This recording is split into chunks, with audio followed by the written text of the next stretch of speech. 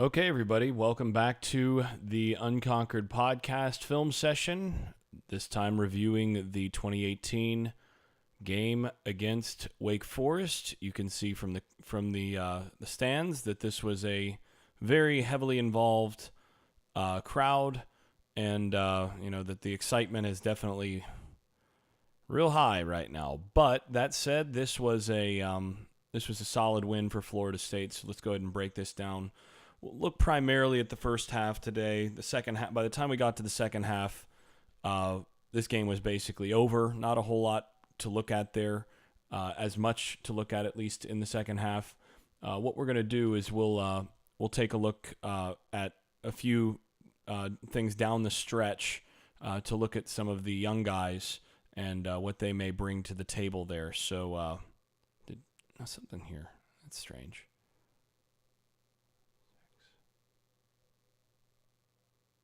Okay, yeah. All right. Never mind. All right.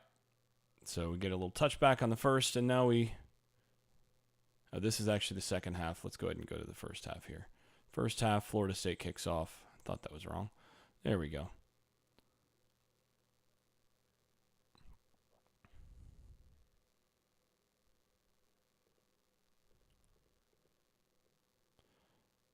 And so we get these first couple drives where Wake Forest is going warp speed and basically trying to get this get the Florida State defense off balance as much as possible early, because that was really their only opportunity. So to start, they throw on first down, actually a true drop back on on something quick. Florida State knows that they get rid of the ball so quickly here that you must rush and get your hands up. This is a good job by 90, by Christmas here to get those hands up. This is the first game where you see Christmas and Marvin Wilson starting together, and it's a good sign in terms of what they were able to do. Now, this is what makes Wake Forest so unique, is they spend so much time with that ball in the belly.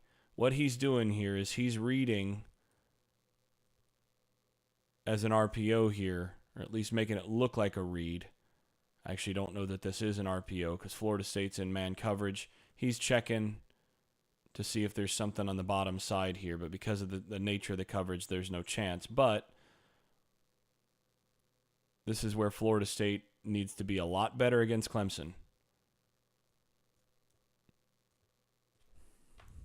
Because Clemson will run this little power play here.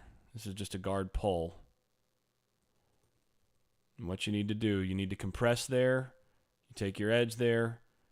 Christmas has the A gap. And what doesn't happen properly here, they're able to combo up. So you notice the center blocks back on the 3 technique, which is Wilson. He's got to be able to compress that. And then they're able to reach inside and get Christmas here. Not the best job there, although that's okay. That's a stalemate, but that's a win. That stalemate is what the offense wants there. Then they're able to compress down with the tackle, combo that, and then work up to the backer.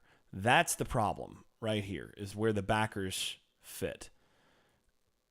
The backers are a little late here, particularly Brooks. Brooks is late, and he's not physical enough into the hole. He needs to be hitting this. He needs to recognize what's going on here. And instead of being on his heels here and allowing that guard to pin him, this is where having a bigger backer would be helpful. You want him to come in like a missile and put that guard, that pulling guard, on his back. And suddenly there's no place for this back to go. But because what's going on here with the puller, the way this works is the Mike backer had the A gap here, but the A gap disappears because of how the center blocks back. That gap now moves with the puller. So his gap, the gap he's responsible for, moves from this side of the center. It disappears because the gap disappears. They have an extra guy over here now, so the gap moves. He has to match. He should be matching and mirroring the puller. Match and mirror the puller. And now work your way downhill to find the space. The problem is that they're able to get the tackle to combo up to take away the backer there. It's not the best angle that he's taken there. He's able to get sealed.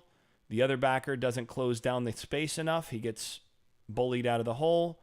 And as a result, there's space.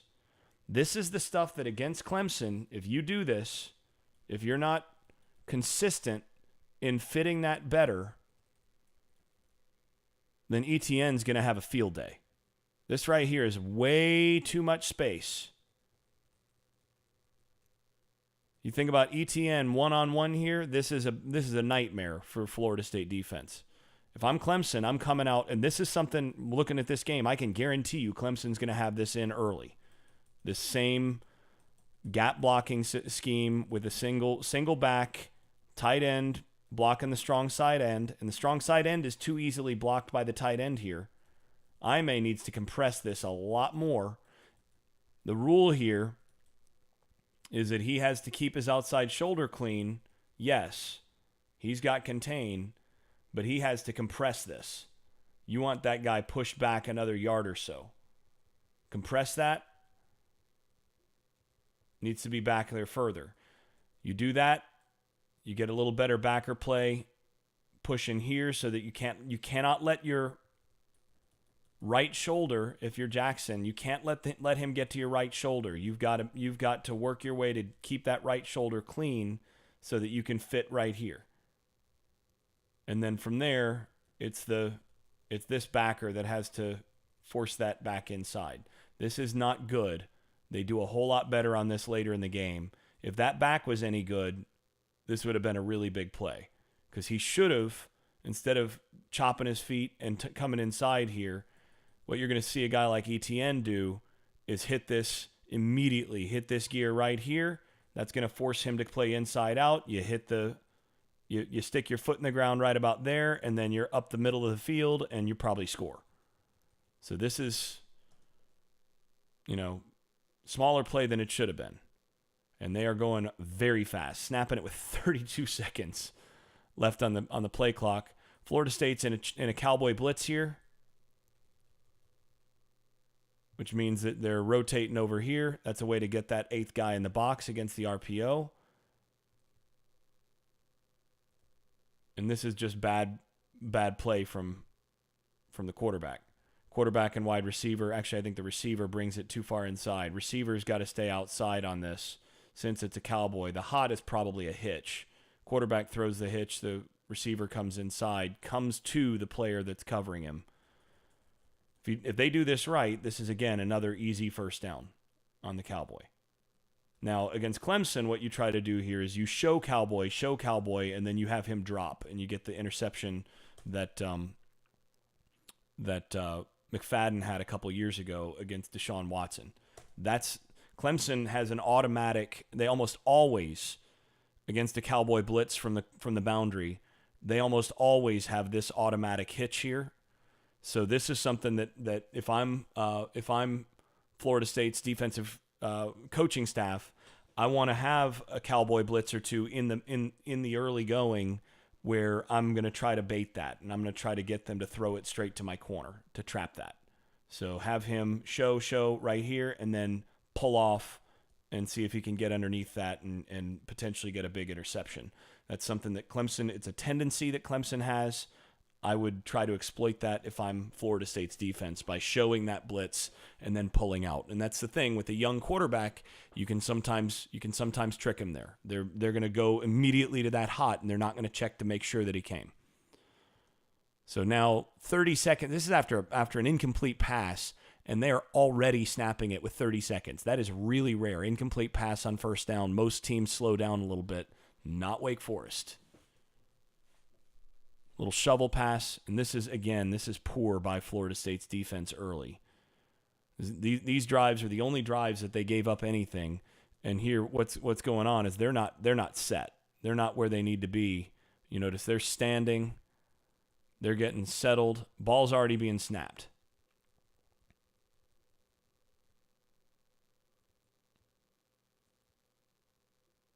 And you got those backs coming downhill based on the puller here. They skip pull that guard again. And this is a problem. Here's where this goes wrong. Jackson has this gap. Now what's happening is he's reading puller and he's trying to get to where he thinks the puller's going out here, but you can't overrun that puller. He does. Puller's able to get the angle on him. He doesn't even need to block him. Jackson is able to kind of get a little bit of a trip there. Nice job from the secondary to get up there, but that's over-aggressive from the backers not getting to where they need to be. And that's good execution from Wake on third down. Snapping with 32 seconds.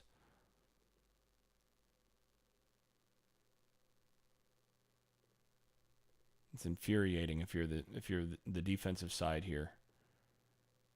Not to be set, and then you give that up. And that's got to be traded off here. It looks to me like what happens here is you're trying to banjo this. Taylor comes inside a little bit and then doesn't come off of it. And my guess is that he's supposed to come off of that instead of them working all the way out. Either way, that works as a rub route against the underneath player.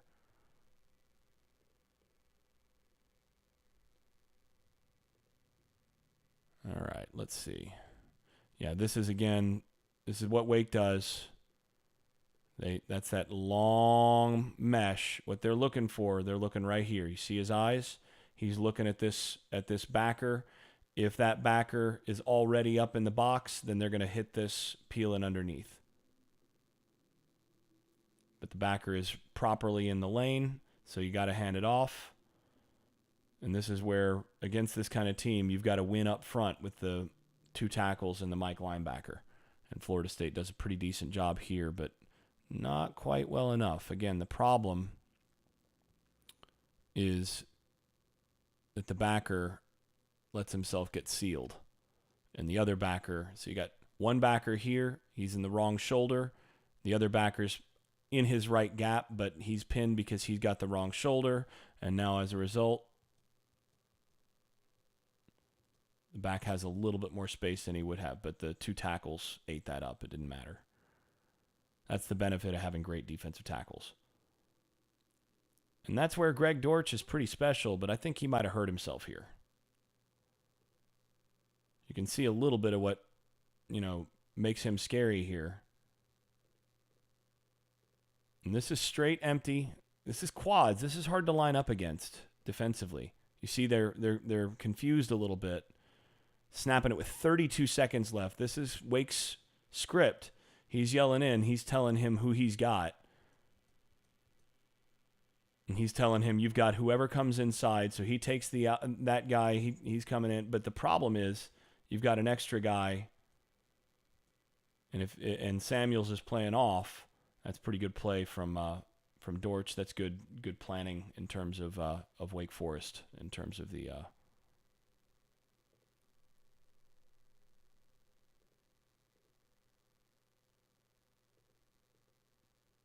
the opening script, creating some problems. Once again, 3rd and 1, 30 seconds, 28 seconds when they snap it. And this is good play. You're hoping to get a little bit more compression and penetration from Florida State's defensive line than this. Janarius Robinson gets kind of knocked backwards here. They're just running duo, which is becoming more and more of a popular run play. Something Florida State likes to run a lot too. And that's double on the nose, double on the strong side end, and a double on the other double on the strong side end. They don't have the extra tight end to be able to double the third guy. But you're getting two doubles here.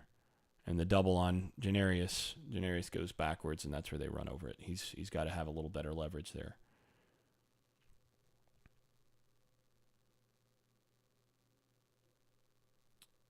Taylor's beat there. And Taylor's had a bit of a rough year, honestly. Hasn't been bad, but teams have found ways to go at him a little bit. And the issue is that he's just not fast enough to make up the ground and not long enough to compensate for that. Good play here. That's just a little boundary screen. 29 seconds left on 3rd and 5, and they're already snapping it. Florida State in what looks like that's man free with the blitz. They get it out, and this is again just taking advantage of a size mismatch on the edge. Does a good job of playing post basketball against Taylor. Frustrating for the smaller corner. Not much you can do there. Good play by the quarterback. Finally got a little bit of pass rush, and mainly everything's covered up here. This is man free, and they don't have any receivers. Notice Dorsch is already off the field here, so I want to go back to that other play. I mentioned I thought he got hurt a little bit there because he came in with a bit of an ankle injury. I think this is why he had that problem. Right. Watch what happens when he goes down.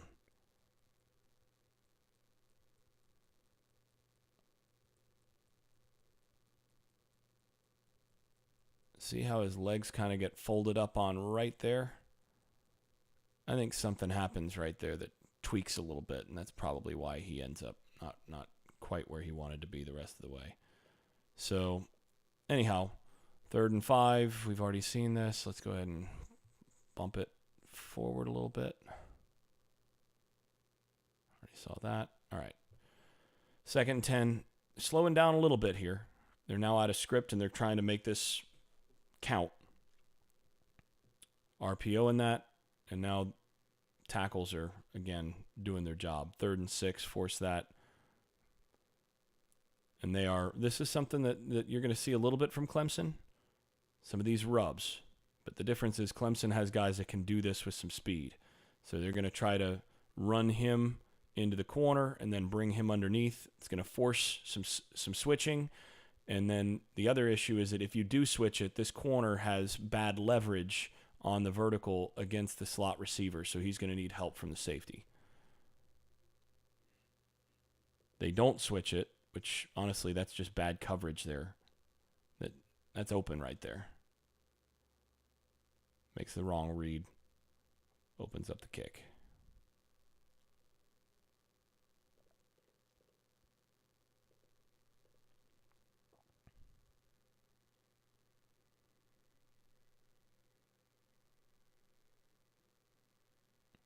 Grant looks promising. Certainly not, an elite back, but looks promising as a player that can contribute down the line. So here we get the first of the 2 3-and-outs. Patrick starts in this game. And this is just not good, honestly. This is a simple box read. You're going to motion to quads. All you're doing is checking to see what's going to happen here. Francois should recognize that right now you've got a guy coming downhill. Just get it out. Don't double clutch.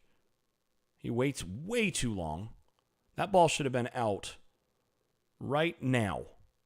Get it out there. Ball should already be gone. And then puts it in the wrong spot. Again, that's not a bad opening play call. You just got to execute it. This is the same. It's actually dart, basically.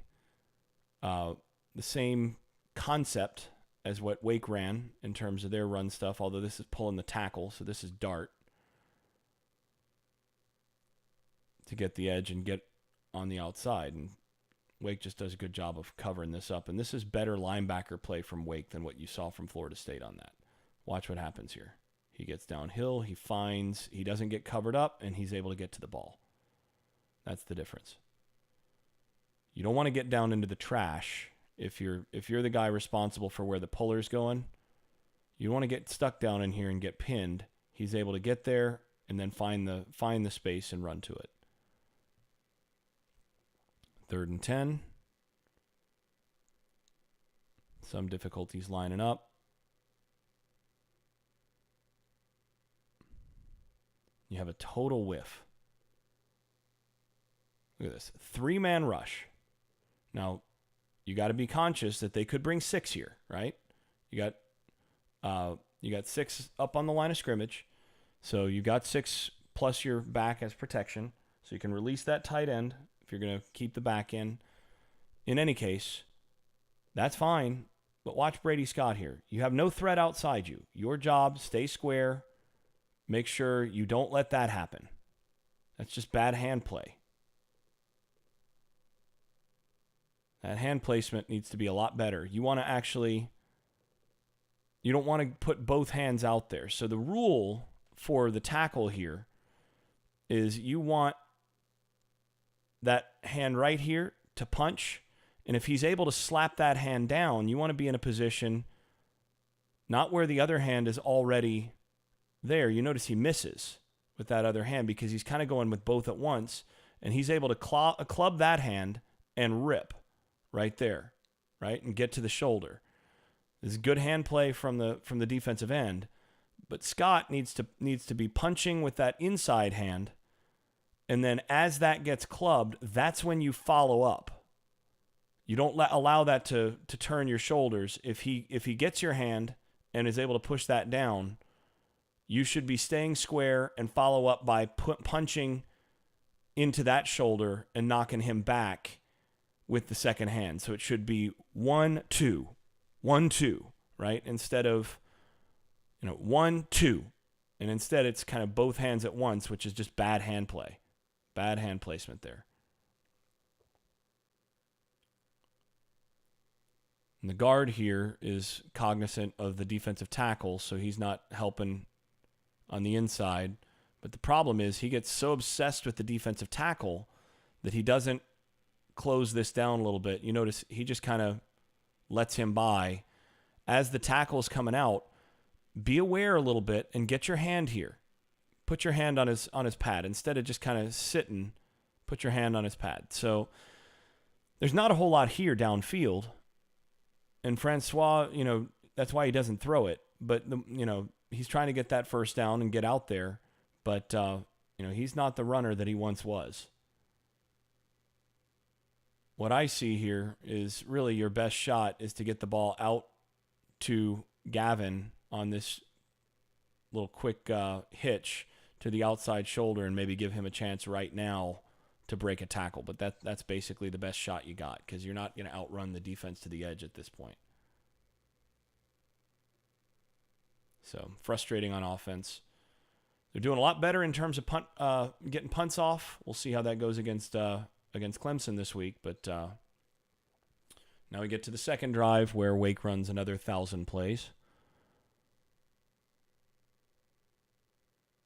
Much better, notice, in terms of the linebacker play here. Notice they do the same little skip pull, but this time the backers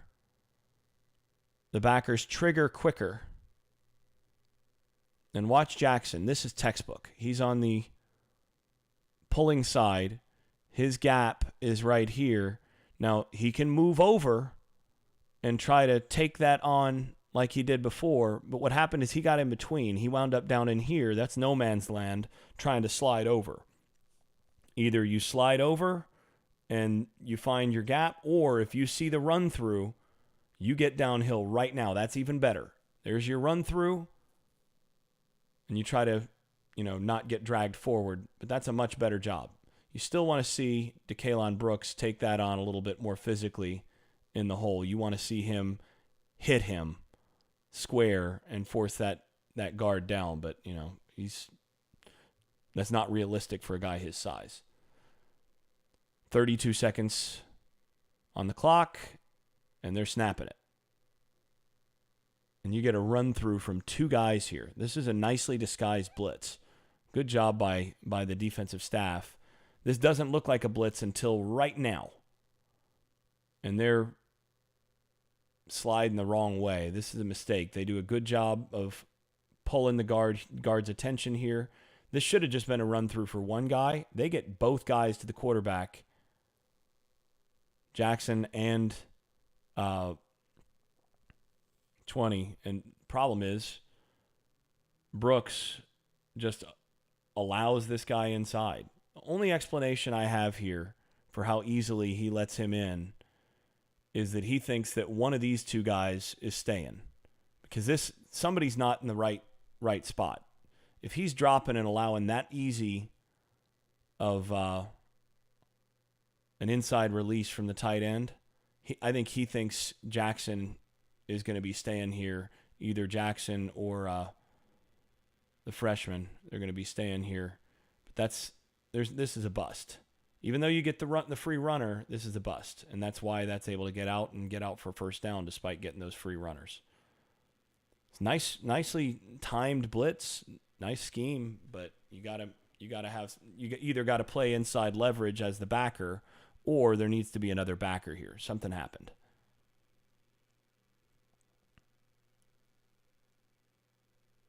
Because he's got to be responsible for the back as well. And so I think there's got to be somebody else here. This is unsound. All right. Back to empty. Notice they're really respecting those ends, keeping some wings out here. Got a wing and a wing to keep those ends from being able to fly upfield.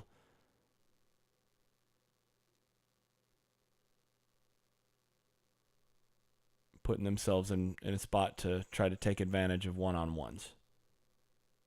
So this is quarters, and they're just trying to get the one-on-one up against the safety. Samuels is actually beat here if he doesn't hold a little bit. And this is where, if this is Dortch or if this is Clemson, this is a problem. Because Clemson will stick a guy here who's an awful lot better athletically. If you get that release, you give him that inside space, Lawrence is probably going to hit this. Now that's where length helps too. It makes it hard to get it in there. But I don't like seeing that inside space granted so easily by Samuels. Both verticals had a chance from the slots. All right. Once again, got a quarters look. And now they're RPOing. So he gets the one-on-one that he wants. He has a chance to hand this off, but he sees he's got 7 guys in the box against 7. So now he's going to pull and try to take the one-on-one here. Big receiver up against the smaller corner, and that's just a heck of a catch. Not a good throw. Put it out in front of him. Look at that. That's just, that is so lucky because that should have been intercepted. That's in the breadbasket of Kyle Myers. It's an interception, and it's just stolen with that. That's an incredible catch. Now, if the quarterback throws it back here like he's supposed to, then that's still a catch, but wow. So first down, snap it with 30. Burns now getting pressure. Burns is starting to get a feel for the snap count. Notice. And he's starting to show a little bit more burst at this stage of the year. He was not getting a real good run off the ball earlier in the year. He's starting to get it now. Look at this. Ball's out now. Snaps out, and look at him moving before everybody else. And this is what makes Burns special. Watch this. Tackle, also not doing the right thing. He's going with both hands. You should be going with one hand and then trying to punch with the other. But Burns gets his hand to that hand. Notice he chops down on the hand, moves it back, and then this is where he's special. He's able to bend that edge, get that weight down, and sink those feet into the ground, and not just get run around by the tackle. So that's great pressure there. Notice they're bringing 6 here. It's a poor job of a physical blitz by the backers. They've got to get a little bit more penetration here. That's not real physical. Don't just take them on. Get into the backfield.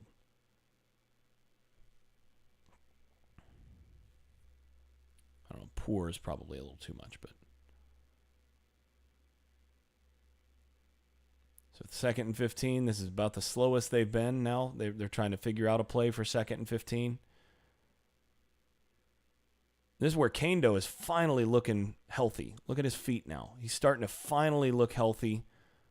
That's a real positive sign. Unfortunately, he's not going to play in the first half against Clemson, but he hasn't moved like that all year. Finally looks healthy after that surgery in the offseason. And, after all the work that he's... After coming back from that injury. All right, there we go.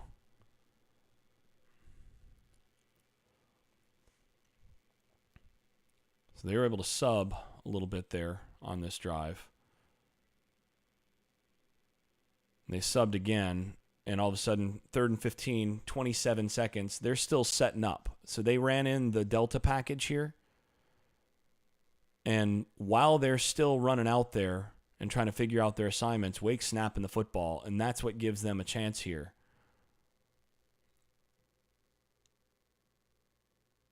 As they can't get any sort of pass rush because things went so quickly. So good stop. And here's our second 3 and out.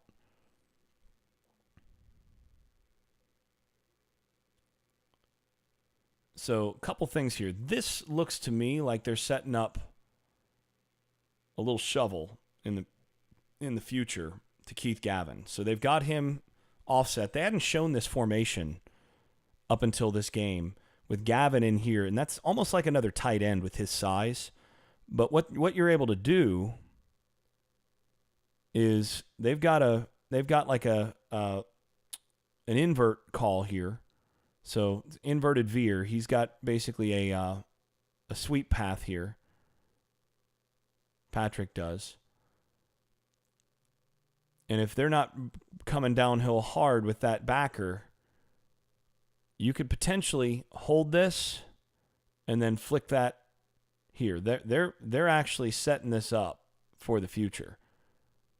On the front side, that's what you're getting. Notice they're bending those guys out. And if that, what the quarterback should be looking at is this backer. If this backer flows rather than coming downhill, if this backer's flowing here to go with that action, now you flick this right inside, and that's a decent play to a big wide receiver. Makes the right read here though, because notice his eyes are on the right guy, on the Mike linebacker. There's your veer sweep.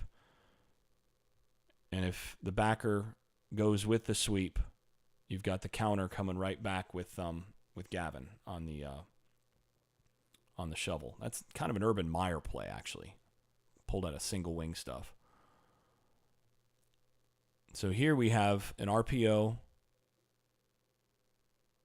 I'm not the biggest fan of this call in terms of what he does in terms of handing this off. I think he should have thrown this. So you see you've got 4, 5, 6 in the box. You got your 5 and 6, and then he's apexed. So to me, I think he's closer to a box player than not. And with the distance the safety is, to me, I read this as 2 over 3. Because of the space, you see he's about a step away from where I want it. I'm wanting to get that here. I like that read a little better. This is a fuzzy read, and he's sitting. But I like my chances of this guy being able to get the block and maybe being able to get more yardage here. And instead, he hands it off. Just got little... This is some sort of invert. Yeah, inverted veer maybe. And unfortunately, they're not able to block the disruptive 3 technique, and that shuts that down in a heartbeat. So now they're lined up, making sure that they've got protection on each tackle, and then you're going to basically have a 3-man route from here generally. So that's it. They're just trying to protect against any sort of overload in terms of pass rush and protect those edges if they can. And Wake actually brings a Michigan State blitz. This is that AA blitz that Michigan State loves to run, that Florida State now loves to run. This is definitely something Florida State should have seen in practice. AA blitz. And so now he's got to check and go.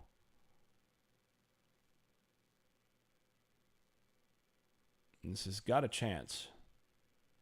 Just curling up here from the receiver. Just not a real good throw on the run. So disappointing return initially. Got to make the tackle here. This almost scored. Excuse me.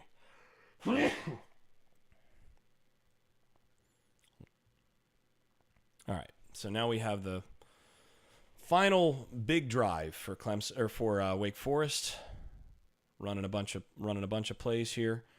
And again, they're RPOing this. He's doing a box count here. You got two over two, and then the third guy here. This is debatable as to whether you should hand this off or not. I think he probably makes the right call based on the placement of this backer and knowing he's coming backside. So he's able to pull that around. So you get just outside zone here.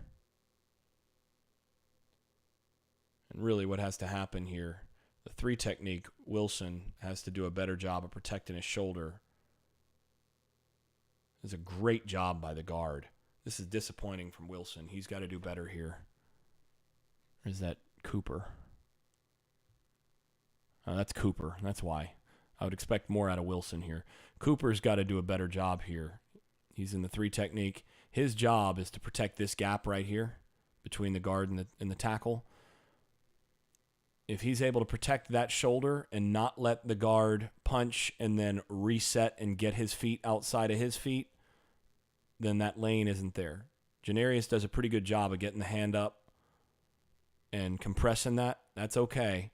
But you got to have this guy compress the shoulder there. If he's able to work his way, he's playing too high here. If he's able to work his way, he stops his feet. Notice that? That foot stops. He gets his butt around, rotates through. That's where that play is won. So Cooper's out of his gap. He's got to make that. He's got to play that stronger through the guard's left shoulder. Good play by the guard. And that's why that turns into a nice gain. Not much you can do from the secondary there. That's just on a defensive tackle. So going with a different group here, you've got Kando at end. You've got Janarius Robinson at end. You've got the 2 young defensive tackles. You got Cooper here, and you got Wilson there. And if Cooper can get it in anywhere near the shape of Wilson, that's going to be a tough duo next year.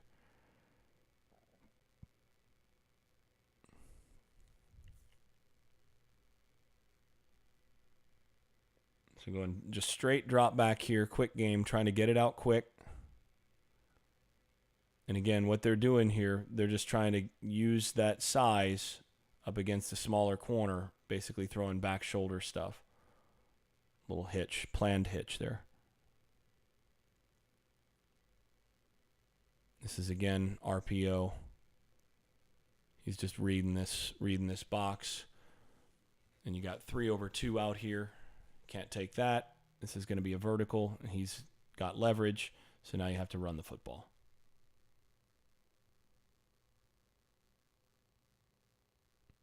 Better job here. Notice this is the same play we saw earlier. Skip pull here from the guard.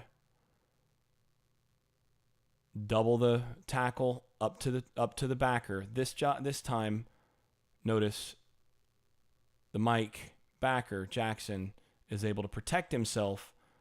He recognizes that there's a combo here that's getting up to him, and instead of getting stuck right in here and allowing himself to get pinned, he skips it, gets his hands out first, and then is able to attack the ball carrier.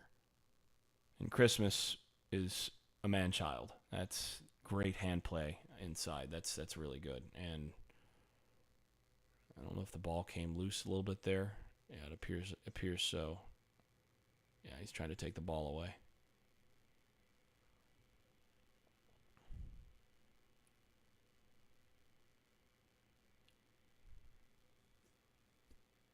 So now they switched the cameras, and notice they're subbing on 3rd down here again into the Delta package, trying to find their spots.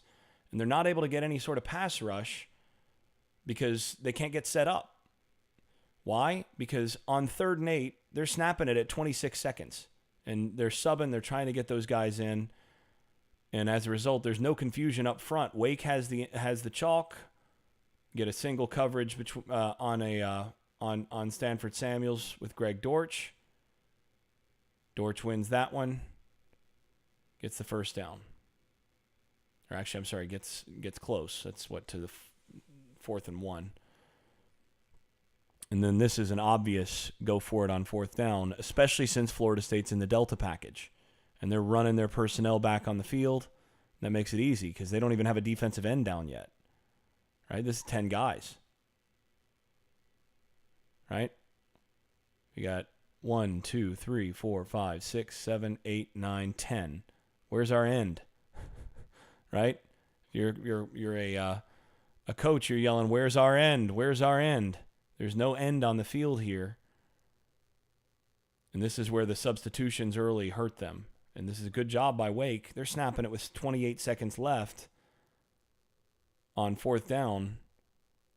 And this becomes easy because now the guys that are responsible for that end are able to just crash down, seal that up, and it's an easy first down. Still only got 2 yards, which is not bad with 10, but now you're able to get that end out there, and it makes it a little easier. Trying to run a little pump and go.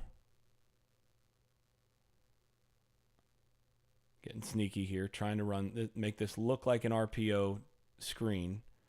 Blocking, and pump, and then go. Florida State's over top of it.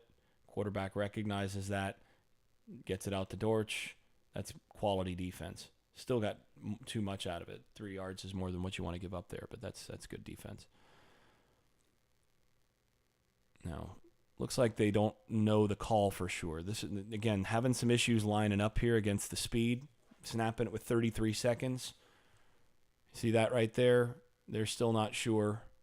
And then he bails here instead of playing press. And this is exactly what he's looking for. So this is an RPO. Notice where his eyes are. He's looking at the one-on-one. He's got space. This is going to be that little hitch. You can't come if his shoulders are square, if he's staying patient and not bailing so quickly, if Lighton here is not bailing so quickly, then he's not pulling this ball, and they've got a chance to stop that. But and that's what they did later in the game, is they just stayed on the press. But he's playing bail, and that becomes a really easy conversion. Can't play it that way. So this time, same basic thing. And that's real close to that right there should have been called. That's a high-low. He's got his hand on him right there on the shoulder pad, and chop block. That is a chop. It should have been an illegal chop right there. Should have been called back. 15-yard penalty. It's a dangerous play.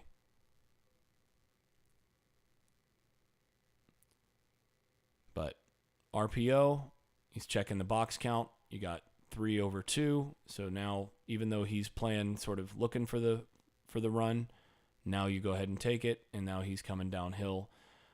I do like the athleticism from 27, and notice he's on the field, 6:27 in the first quarter. They're starting to get some athleticism on the field at linebacker here. That's Zaquandre White.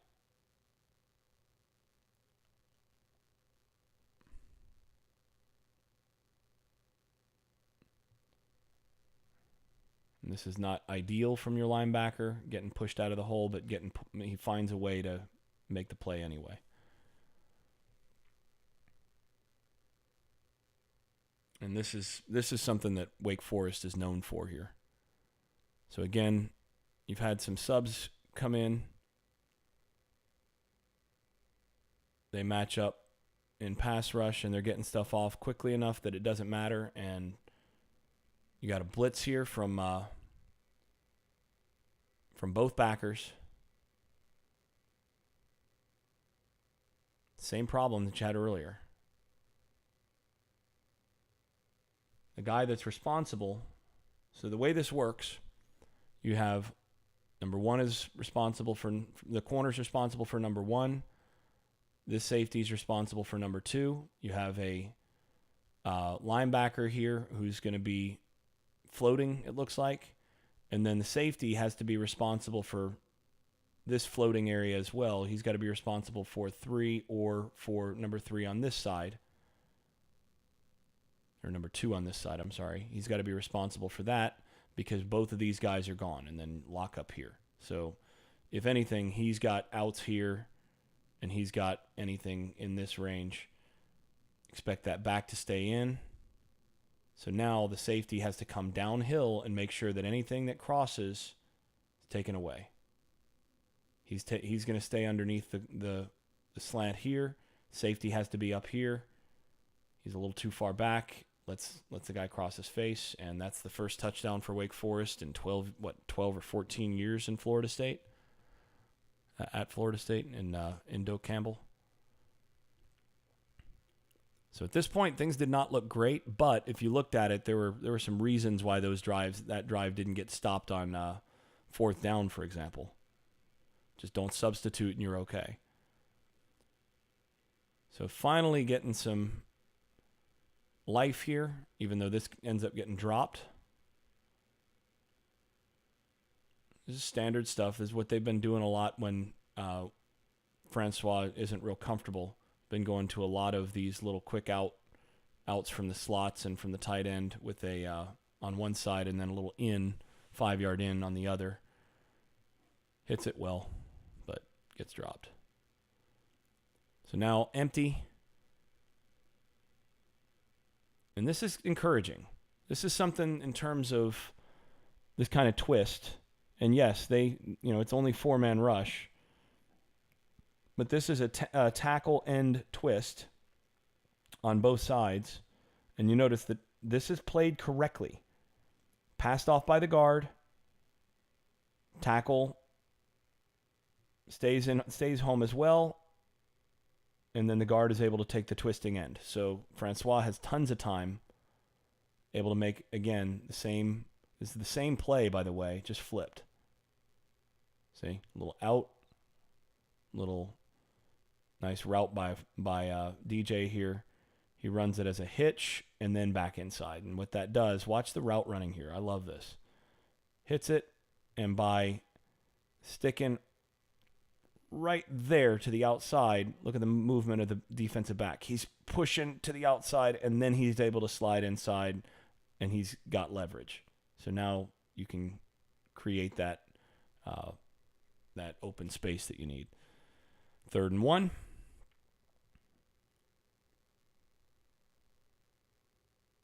Still don't like Akers' footwork here at all. He just doesn't look real comfortable in what he's being asked to do here.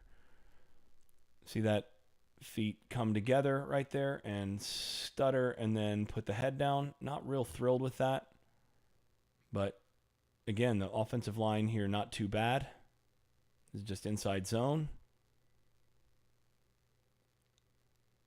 And actually inside zone read. So Francois is supposed to be reading this edge guy.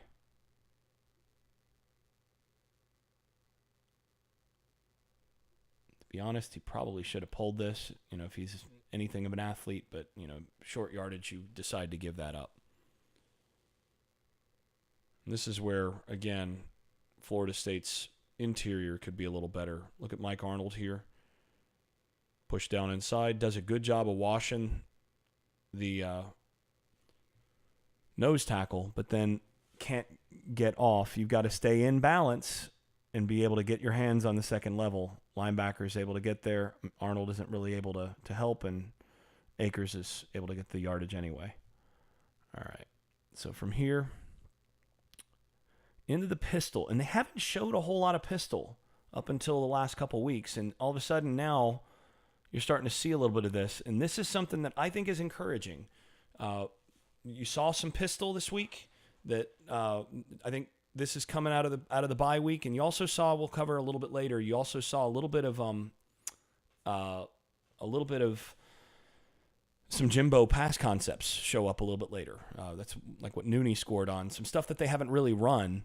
And it's not really Willie stuff, but stuff that he was flexible enough to add.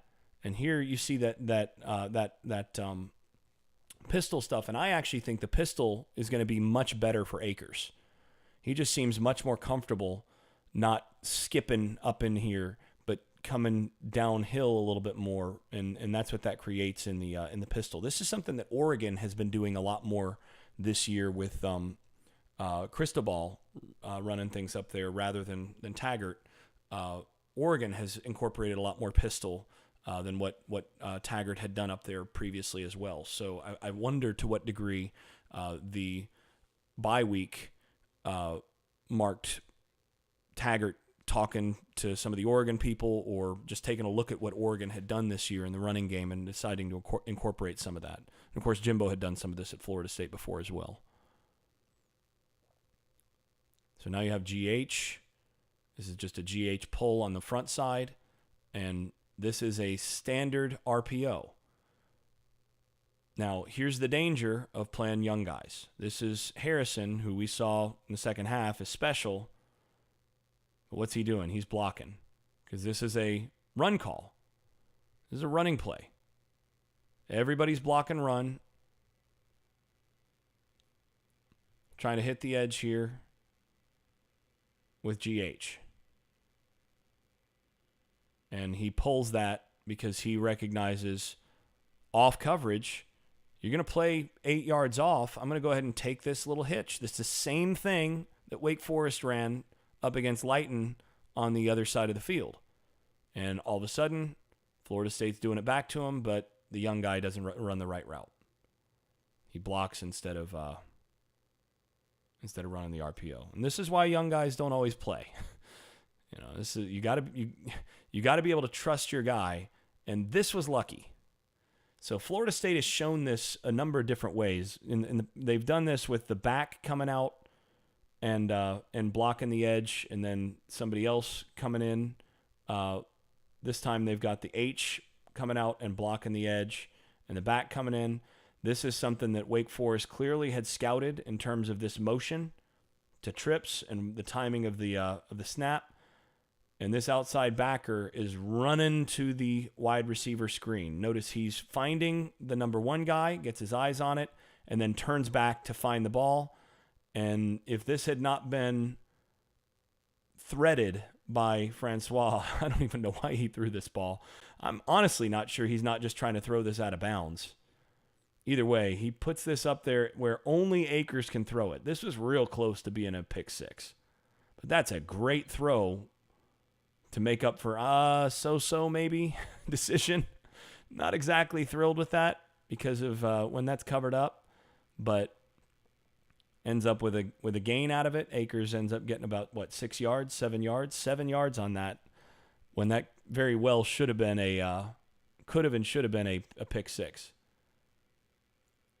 And this is just pressure right up the A gap, and Francois deciding live to see another play. They bring 6. This is that same Michigan State double-A blitz against 5-man protection. You don't have enough to protect here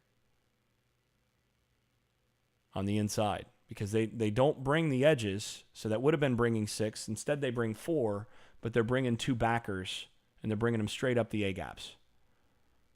And again, this is something that Florida State likes to do. You got no chance here. What you're trying to do is you're trying to lock up these guards with your defensive tackles and then blitz the 2 A gaps with your defense or with your linebackers, and you're going to try to get one knife in here. He's going to have to turn the center, and the other gets a free run. Nothing you can do. That quarterback has to recognize that's coming and get it out. Francois does. Good for him getting it out. And because they're dropping these edges, this gets more difficult, because if you do your usual and just throw to the vacating spot on the slant, you've got a defensive end there. This is a good job by Francois not to throw a pick six here. Now, there's a little frustration right here because the guy that had a chance is right there. But he's frustrated, but when he looks at the film, by the time you're turning around, son, that ball's already gone, and he's going to be getting hit. By the time you're looking back, it's too late. So good job by Francois not throwing a pick six. Nice design by Michigan or by Wake Forest, running one of Florida State's own blitzes. Look at that stat line, 139-20. That changed pretty significantly from there. And now you're starting to see the Florida State defensive line playing downhill. Notice Kaindo's in there again to start the drive on first down. Second down, leaving the same group out. Little invert option with the shovel. All you're trying to do here is attract that defensive end and then pop it inside and get a lead block on your Mike. Really solid run by their back. And again, snapping it with 33 seconds on 3rd and 1. And double teaming both tackles, giving the back the chance to get there. There's just no way that Mike linebacker is able to get the space to do much there. What has to happen here? This has to be Kaindo. You see this guy step down, you've got to step down with him and close that gap down, get inside this H-back. H-back is able to get leverage on Kaindo. That's why that play is able to happen. This side's fine because you've got your backer Phil here. Your backer's actually on the outside here in terms of his gap responsibility. Kaindo, when you see him step inside, you've got to be... Sorry, I haven't increased the size of my pointer here. Nobody let me know on that. Next time, one of y'all who are actually in here, let me know. And give me just a moment.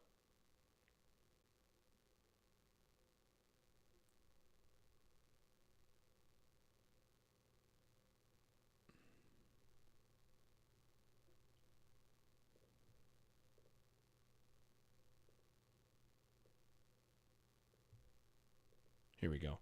Kaindo's got to get in here. He's got to close that down. As soon as you see the tackle step inside here, you've got your job is the gap between the H and the tackle. You've got to squeeze this. Instead, he's not physical enough. You've got to squeeze this down, take that away. And this is a play that Clemson will run. They'll double both defensive tackles and then rely on that H-back or whomever not to be able to get that. And what they'll do is they'll often do this with jet motion to try to hold that guy so that he is inclined to step out, even though the guy that's going to be responsible for it is there. They're trying to affect his eyes so that he stays out here. But even without that here, Kaindo doesn't keep discipline and follow. Right now, he's got to be following the tackle.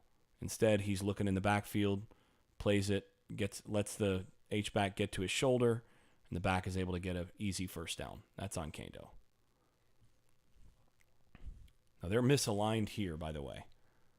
That's a two stack. They got to have somebody down here, whether that's a backer, whether that's the other safety. Got lucky that Wake didn't decide to just run that. Just get that out there and block that, because honestly, that's a misalignment there. And this is scary about what you're looking at with Clemson. Just running right by him. You got your tight end H-back here. And you because of the stack out here, you're playing them wider. You got your safety over top. You got your backer wider. He's able to run right up in between the two on the hash, and neither gets the depth necessary. This should have scored. This is where the backer, this is not a good job by Jackson. Dontavius needs to get his hands on him right now. And again, remember, in college football, there is no 5-yard zone. You can put your hands on a guy as long as the ball's not in the air. You can put your hands on a guy as long as you want. He should be knocking him right now. Knock him. Don't let him go further. You've recognized this as a pass. He's coming through your area. That's something Saban and others will emphasize. Punch that guy. Punch him in the shoulder. Knock him off his route. He gets a free release right up the middle, and there's no chance for 20 to get behind him or to keep his leverage here. It's inside leverage all the way. It's just a bad throw. And if he makes a good throw there, that's a big play. But again, I think Florida State was misaligned there. So they've got some chances here. That time it's a better throw. And again, this is the problem against Clemson. They're running just a little crack on the backer. See right there, wide receiver cracks, corners following, and now both guys are out of position, and that's an easy run. And if that's a guy like ETN for Clemson, that's that's an even bigger play.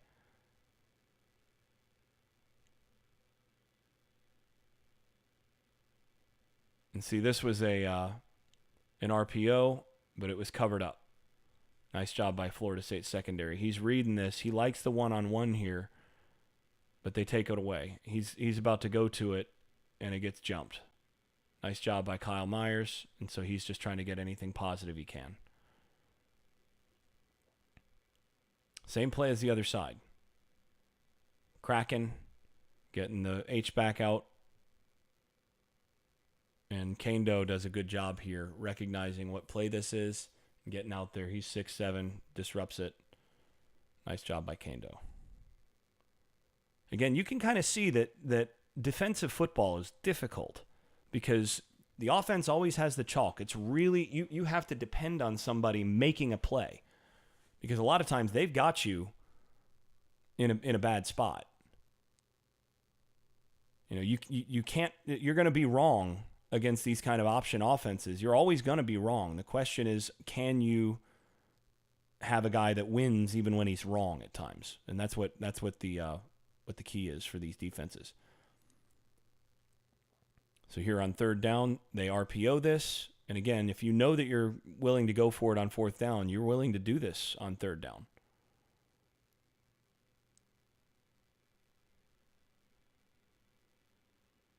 And this is just Janarius. He's got a jet call here. So he's on a pass rush, getting around the edge. Both he and Burns just have jet calls, and the backers have the inside gaps this time. This time it's Werner at backer. And you notice also you've got White here at outside backer. So this is your whole second unit of linebackers. And they do a good job of stepping down. Now, I don't like how Werner, he makes the same mistake that Dontavius Jackson did earlier on the first one. Notice he gets pinned. But you notice that against this, Adonis Thomas is actually closing down a little better. But it's going front side this time, and nice job by both White, who takes away where the RPO would be coming, right? He takes that away, stays disciplined, and now once he sees that the ball's handed off, he comes downhill, gets in on the tackle with Burns. Nice job by White and Burns there. And then this is the play that I think turned the game. This is just Burns being Burns. Look at that, getting off the ball, and then you got no shot as an offensive tackle. It's just speed. 4th and 8. Suddenly, the game has changed. The other thing, watch 16 here. Watch Durden. He's in the one technique, and they slide left to try to make sure that that they're able to have that have somebody for 35 if he comes. Watch what happens here. He gets up inside, and then, boom, throws that offensive guard and then joins in on the sack party. That is big time. Look at that. Look at the hand placement from Durden here. This is special. Gets his hand on the interior of the offensive guard's body. Offensive guard's going backwards. This is a win already. Now you're pulling him down, and now you push him. He's down on the ground, taking him right back to the quarterback, and then you join in. That is a big-time play. Feel pretty good about that for a young guy. So now you have the little jet sweep, and notice they're calling this a little differently than they did earlier in the year. This is with the quarterback run on the backside. And Matthews isn't able to get anything anyway. So, 2nd and 12. And this was a little lucky. Neighbors settles, and I don't like this throw. Notice he kind of feathers that in there. I'm not real excited about that.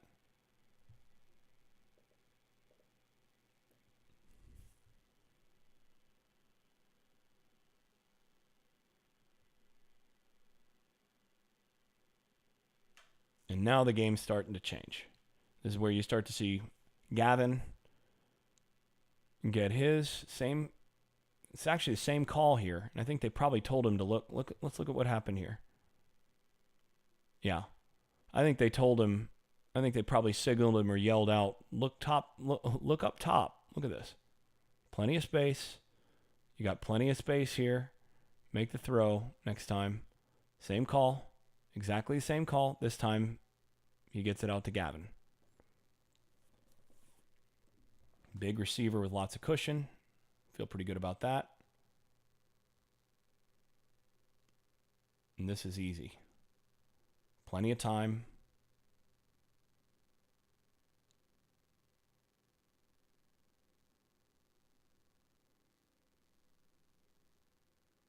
It's an interesting concept here, right? So you got a little flat and a go, or a flat and a corner on this side. And then you have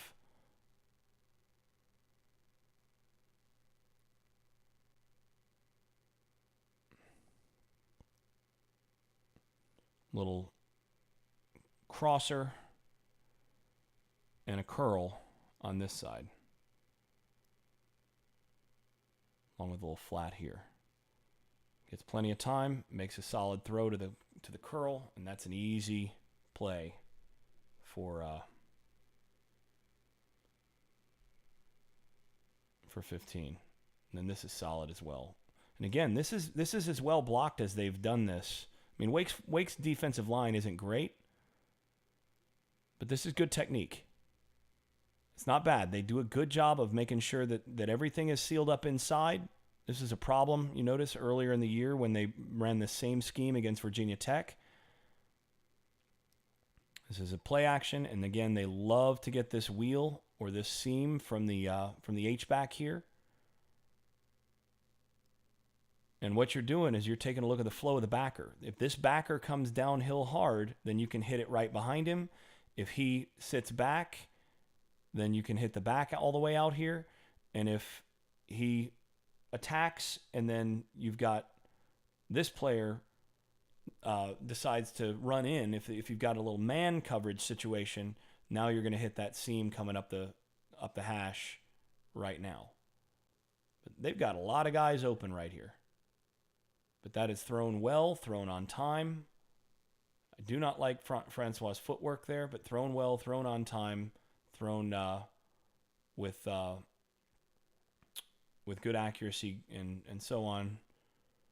And then this actually is not the right read exactly. You should probably be keeping that, walking into the end zone, but Akers is good enough that he can get into the end zone too. And honestly, Akers is a guy that needed to score in this game. So we're going to go ahead and accelerate through the rest of the first half, because the rest of the way, accelerate through some of the defensive stuff. The rest of the way, the defense just up front has their way with what Wake is doing, and there's just nothing there. We've already looked at schematically what they're doing. Just quarters. Try to get inside Samuels, and, sometimes that's going to get there. That's okay. Second quarter, same thing. Let's take a look at this one. This one's worth it. So what happens here? Get a double team on the front side tackle.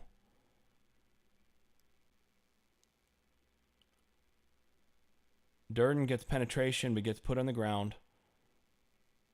Nice job by Dontavius Jackson shutting that down in terms of the back. But here's the problem. Your gap is right here, son. Don't get to doing other people's jobs.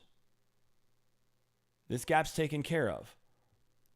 Freshman is getting over here a little bit, and Woodby allows that to happen. So if Woodby does his job here and takes his gap, when the quarterback goes to take off, he's standing right here. Stand right there, and now you can attack downhill, and that's a no gain. Instead, the quarterback's able to get the first down. Very simple.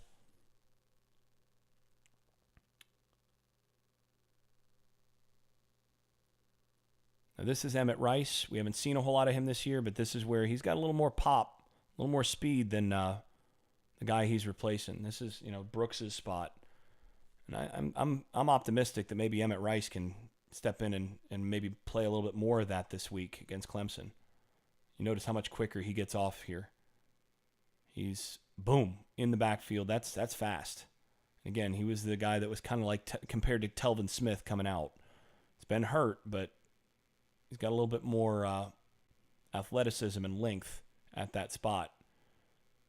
Maybe not going to hold up, in terms of size, but he's got a little bit more length and speed than Brooks does at that spot. And it's good that they were able to get some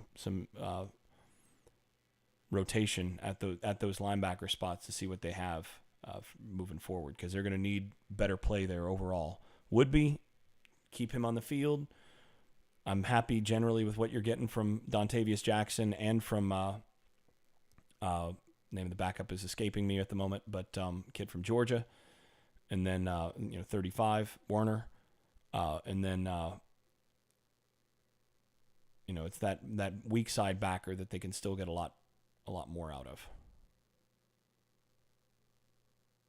Again, that's nothing against Brooks. It's just a matter of physicality. I mean, he's not a big or fast guy, and getting a little bit better athlete there, if he can replicate that, will help. So here, again, 2nd and 16. Now you're starting to get them in bad leverage situations, and they are not built for that. This is just quarters, running the backer out to the flat with the running back, and there's just nothing there. That's back in my day, the wide receiver would be a little afraid of going in there because there were no rules against getting hit high. So changed a little bit there. There's just nothing there. That's solid defense. So let's pump through here. Starting to get. Oh, this is good. See, now this is the same 3-over-3 look that they had before, but he's way back. Take it. Unless he's sitting out here closer to the hash, go ahead and take it. This is when I wanted him to throw earlier. So go ahead and take that. Why? Because at worst, what are you going to get? 3 yards? 4 yards? And in some cases, that's going to be even better if you're able to get just a slightly quicker decision to the edge. Maybe a broken tackle. Got more chances there. So take that. Looks to me like they had this backwards here. I think they wanted, notice, back in the tight end, or on this side, I think they wanted to run that back into the boundary. That's why they called the timeout. So now, got formation to the boundary, getting what they want, and then running that back this way. And that's where Akers just looks so much better when he's able to come downhill a little bit. Notice when he's not skipping and hesitating, and he's able to just get those feet together, bang. He's got some power, able to hit that. And I think that's where playing a little bit in the pistol and getting him into situations where he's going downhill will benefit him. Now, he wasn't in the pistol a bunch in this game, but just enough to try to get him moving forward. But yeah, he's not a guy you want to start and stop as much. The guy that is more natural at that is actually LeBourne. A little bit more natural for the scheme in some ways. Although I think, Akers is the more physically talented back and probably the guy with the NFL, a little bit more of the NFL body in that regard. But both guys are, big-time future. So once again, this is the same play that we saw earlier. Tight end curling up here. Got a deep curl from the outside receiver and then a flat route. And all you're doing is you're reading the underneath defenders to see where they run. And if this guy gets out to the flat, that opens up that curl because he's going to drive him deep. That's stealing. And then, Gavin has a lot of space, is able to make the guy miss. This is where Gavin finally looks like what you're expecting him to look like. He's not the fastest guy in the world. I mean, he's like a 4.6 guy. So, Wake's fastest linebacker who's got an angle and is taken off has a chance to catch him. Gavin giving everything he's got to get there, and then ball possession. You can see, and this has been the issue for Gavin, doing something great, and then you feel bad for the kid because everything is, nothing's coming quite as easily for him as it should. And again, all of the signs are there. He's taken huge steps forward, and you feel for the kid in terms of the frustration on some of these things where, there's a drop here and now you've got this fumble. There's just little things that have kept him from being really the guy, but it's going to come. And again, by this point, it is starting to be offensive line Armageddon for Wake Forest. They're just getting clobbered up front. And, Florida State did to Wake Forest up front what Clemson did.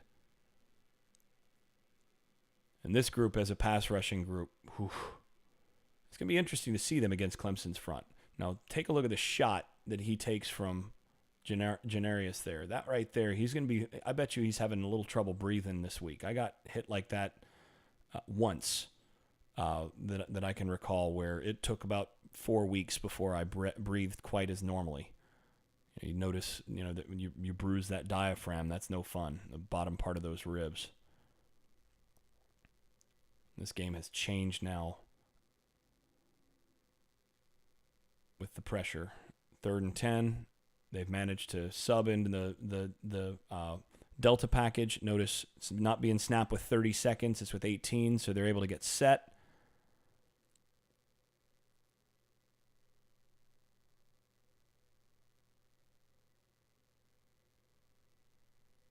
And they're just playing basically a man look. A matchup look. Can't really tell downfield, but Samuel gets under it nicely, and Stanford Samuels manages to get the pick. That changes things. Yeah, they're in match.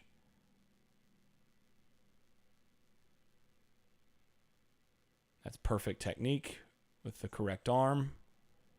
Samuel is just so good in terms of his technique.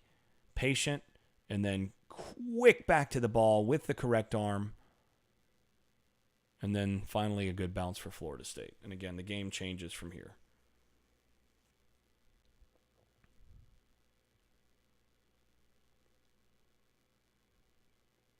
Not going to spend too much time on this. All right, I want to get to a couple things before we wrap up.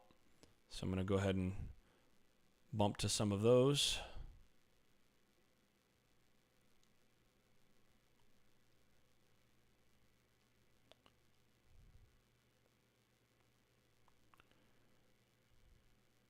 So this here, it's the same play that they ran a little bit later. This is a Jimbo concept. Now, it's not that Taggart hasn't run it in the past, but it's something that they're obviously comfortable running.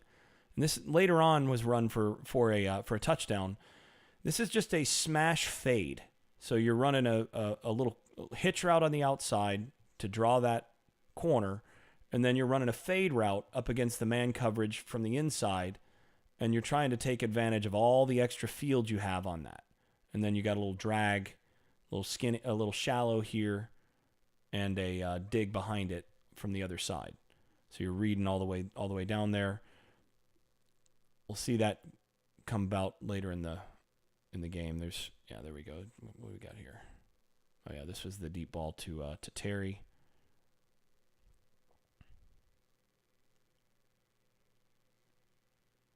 This was an unbelievable throw. Jawan Williams. I told y'all when Florida State recruited him, if you go back and listen to that recruiting podcast, I wasn't sure he would last on campus more than a year, and anything they got from him would be a bonus, but I did not expect this to be the problem. Look at this. Just getting bullied, and then oh God. Oh, and then setting up on the 39, throwing that ball, throwing a missile from the 39 to midway into the end zone to 5 yards in. So that's from basically the 40 to the plus 105. That's about a 67-yard throw on the money. What an incredible throw.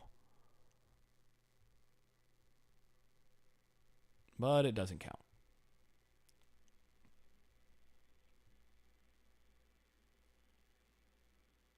And this was a really good throw as well. Good pass protection. Getting that ball out on 3rd and 8. And this is something they're doing a lot of. Just settle and find something easy enough. Now this is just dart. So all you're running, your RPO in this. I think this is a misread, honestly.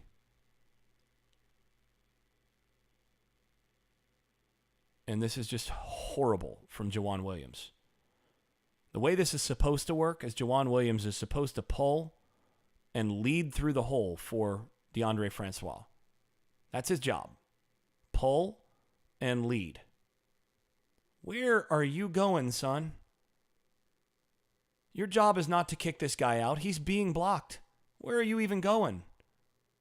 Lead through the hole. Francois does a good job not getting his head taken off. And that's just horrible. But I still don't like the read because you have 2 over 3.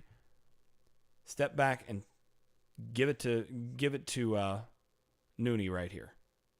Right now. You got 2 guys to block that one. This is an automatic 5-yard gain at the bottom. So take that now. Should have been that earlier. I think they told him to throw this time based on formation. I'm not sure he's reading some of these. And see, this is when Akers looks better. He's coming downhill now. And if he's able to avoid that one and get on the edge there, when he's going downhill, he's special. Just doesn't look as comfortable when he's not. And again, this is what concept?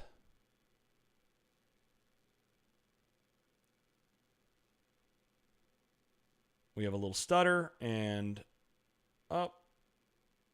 not the best throw. Nooney scores. I want to take another little bit better look at this.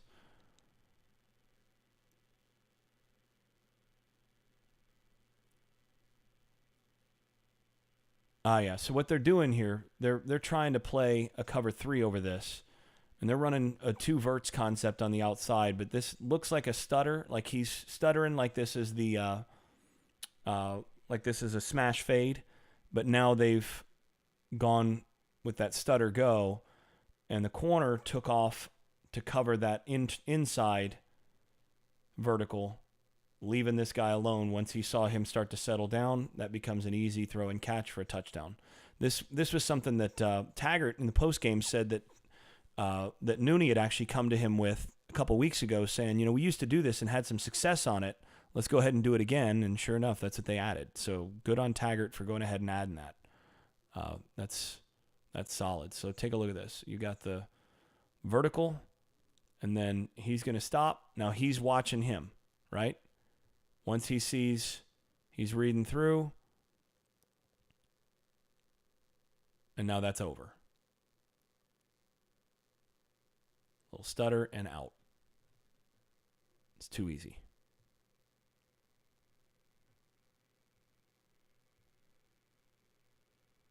And again, not a whole lot there for the rest of the way. This is tough sledding for Wake Forest. There's just nothing there.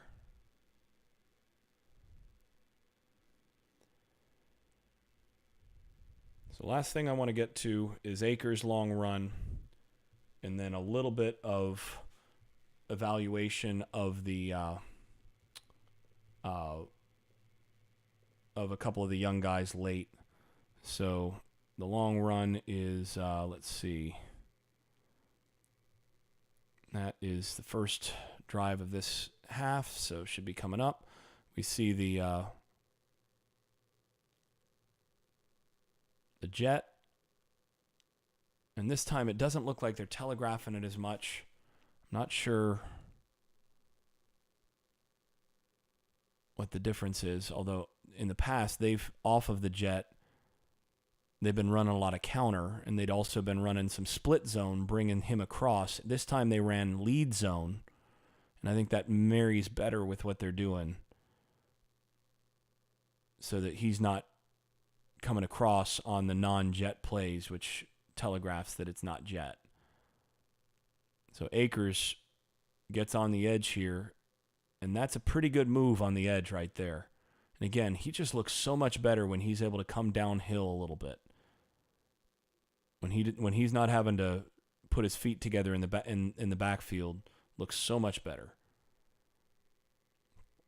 And then we get it again here, same play. Now they're unbalanced. Notice, same play, lead inside zone, and this is a nice patient run here. He's not stumbling.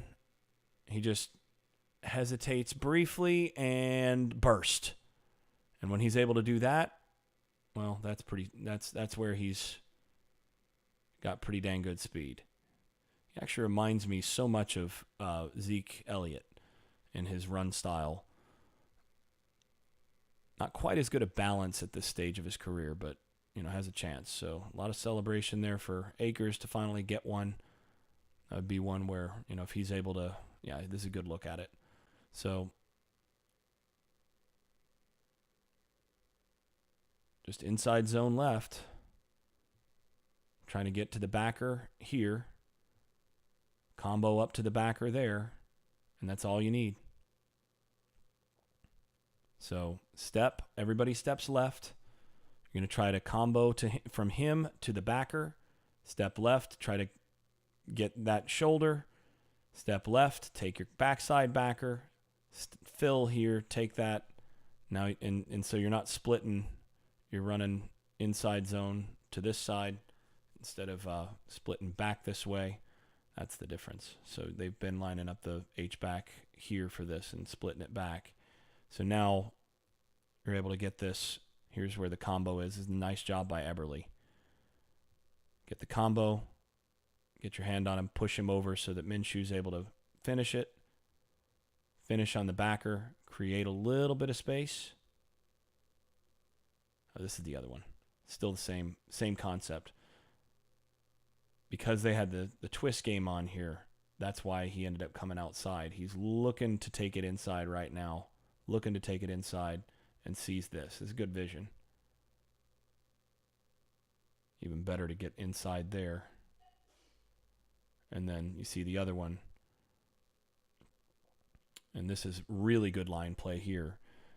They recognize the same twist as the last time, and they didn't even combo this time. Eberle just gets to the second level, recognizes he doesn't need it because of leverage, gets to the second level, creates a bigger seam. Minshew and Kelly, this is excellent. Recognizing that you have a twist, and now Minshew hands off, and this is what you have to do. So Kelly, the way that this works is Kelly is supposed to bang shoulders with Minshew to let him know. That's a way of communicating on the offensive line, switch. And he bangs, gets inside, gets his feet set.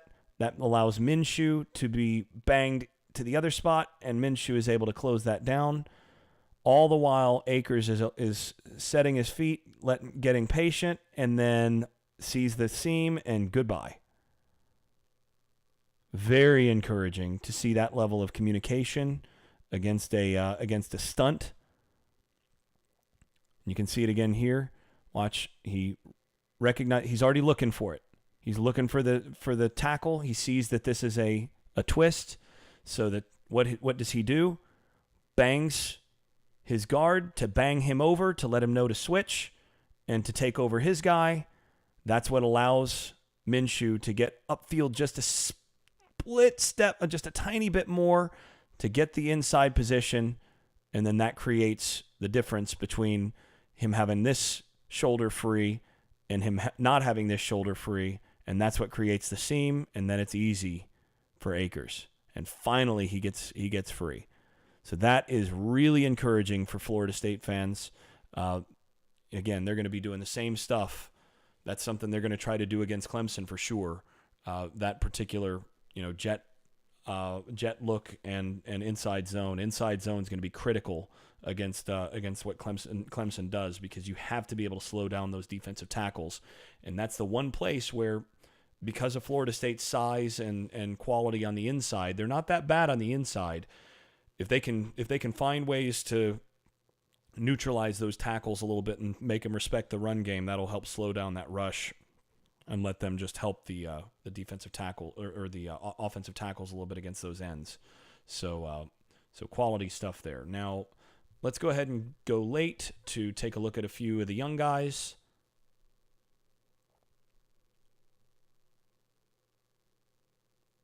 So this is Helton. You see the quickness, but they're locking down on that. And this is where the problem is actually right here.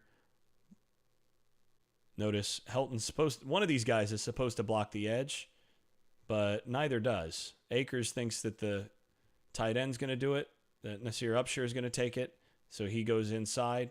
Upshur steps to him and then comes inside. Both of them do that, and then he makes the tackle. I think this has got to be Akers, but Akers thought that he was going to make that block, and there you go. So he's arcing. Yeah, this looks to me like him. Oh, oops. And then because of that, Akers winds up taking the wrong guy, and otherwise that becomes a better play. But from there, let's see, we get more Helton, trying to feed him a little bit. This is the same basic screen play as the tight end screen, just out of a different formation, little middle screen. Getting a little dangerous there. And actually, that's pass interference because he's beyond the line of scrimmage. But anyway, yeah. Wanted to see a little bit on defense here. We have the young guys. No, the young guys aren't out there yet. The really young guys. All right. Yeah, let's take a look at this one. First of all, look at his calves. Look at the size of his lower legs. You can see that, he's a thickly built kid in the lower half. And you can see that. And then this looks a little bit like Peter Warrick, just smoother. He's a natural.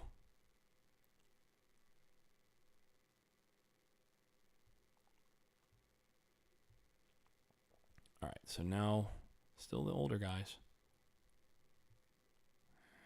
Where do they start coming in? It's the next drive.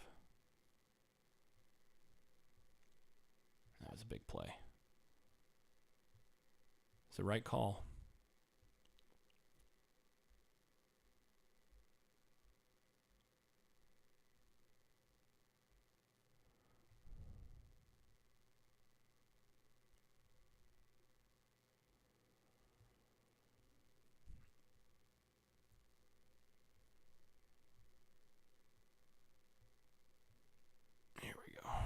All right, so